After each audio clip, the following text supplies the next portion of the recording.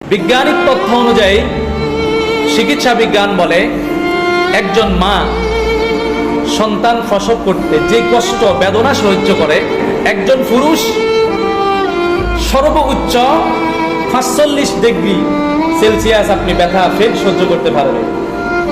এর উপরে যদি তাকে আপনি ফেন দেন, ব্যথা দেন, এই বান্দাটা স্ট্রোক করবে অথবা মৃত্যুবরণ করবে। কিন্তু একজন মা আপনাকে আমাকে এই দুনিয়ার আলো দেখানোর জন্য, সুন্দর এই পৃথিবী দেখানোর জন্য ৫৭ সেলসিয়াস ডিগ্রি কষ্ট সহ্য করে, ব্যথা সহ্য করে এই পৃথিবীতে আমাদেরকে আসার সুযোগ করে দিলেন, মাধ্যম হলেন। বৈজ্ঞানিক তথ্য অনুযায়ী মানুষের শরীরে একসাথে কোনো মানুষকে যদি ৫৪টা হাড্ডি ভেঙে ফেলা হয়, ওই মানুষটা দুনিয়ায় থাকবে না, ইন্তেকাল করবে। একজন মা একটি সন্তান গর্ভ থেকে দুনিয়া আসার মাধ্যমে যে কষ্ট অনুভব করে,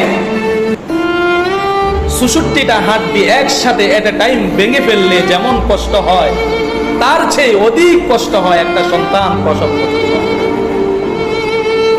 একটা দুইটা নয়, ৩২টা নারী বুড়ি মায়ের গর্ভ থেকে আপনি চিপতে চিপতে এই দুনিয়া আসছেন। এই জন্যই মায়ের এত মর্যাদা। আল্লাহ এবং রাসূল করিম সাল্লাল্লাহু আলাইহি ওয়াসাল্লামের পরে মায়ের মর্যাদা এই জন্যই এত বেশি।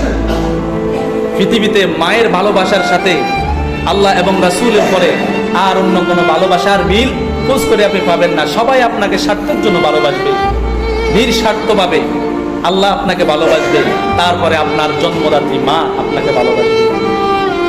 এই ভালোবাসার মর্যাদা আমরা কিভাবে দেব? বাবাকে বয়স হওয়ার কারণে বাবাকে বলতেছে বুড়া, মাকে বলতেছে বুড়ি, এরকম শব্দ ব্যবহার করা হয় না? সমাজের সবচেয়ে নিকৃষ্ট ব্যবহার এটা। আল্লাহ তাআলা আমাদেরকে হেফাজত করেন, আমিন।